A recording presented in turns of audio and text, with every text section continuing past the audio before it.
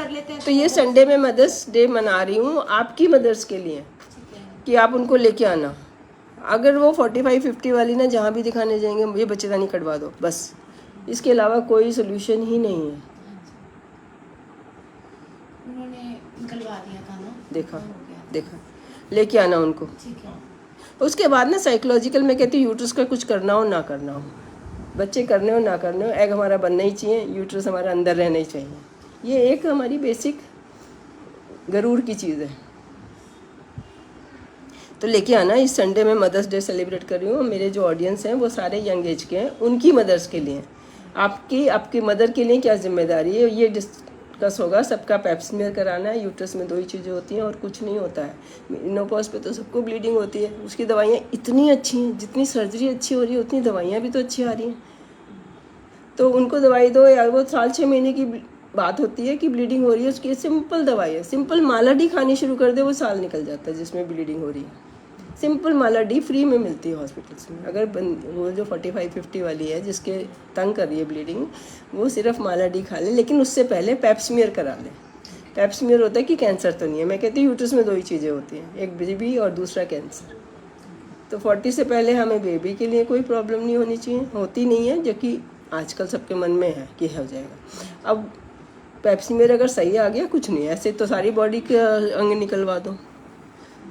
जब फिर 5 साल बाद टेस्ट कराओ, एवरी 5 ईयर्स पैप स्मीयर कराना है, फिर ब्रेस्ट का भी कराना है। अब जितना डर, ये थोड़ी खाली यूट्रस से तो इतना हम करते हैं कि इसमें होएगा क्या करना है इसको रख के।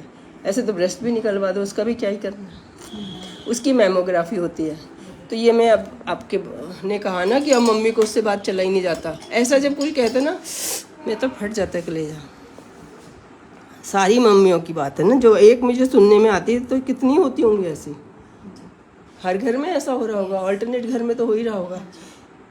पैप स्मीयर कराना है, उनकी मेमोग्राफी भी करानी है ना, उनका थायराइड शुगर भी कराना है। थायराइड शुगर होता है और विटामिन डी डेफिशिएंसी होती है, एचबी कम होता है, और शुगर पकड़ी नहीं जाती। 3 महीने की कराओ, क्योंकि जिस दिन कराना होता है उस दिन कोई नहीं खाता। और सबको, ये सबकी मदद की बात चल रही है, अब तुम्हारी हुई है तो। मैंने तो ऑनलाइन का तो मज़ा ही बड़ा अच्छा है।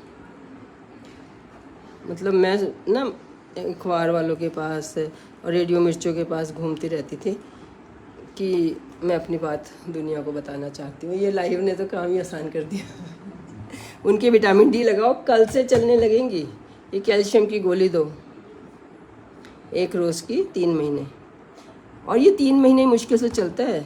इस पर लिखा 1 साल के लिए, मैं 6 महीने के लिए देती हूँ, लेकिन 3 महीने बाद ही, 4 महीने बाद, 6 महीने बाद तो लोग वापस आ रहे हैं कि वही चीज़ें फिर शुरू हो गई। अब आप कह रहे हैं ना मेरे को सर्वाइकल नहीं है, विटामिन डी लगवाओ। आप दोनों के लगा दिए, मम्मी पापा के दोनों तरफ के, और अड़ोसी पड़ोसी ऑफिस सबको लगवाओ। ये नेशनल प्रोग्राम होना चाहिए। Indian elites are deficient in vitamin D, WHO की रिपोर्ट आए 4 साल हो गए, कोविड में आई थी।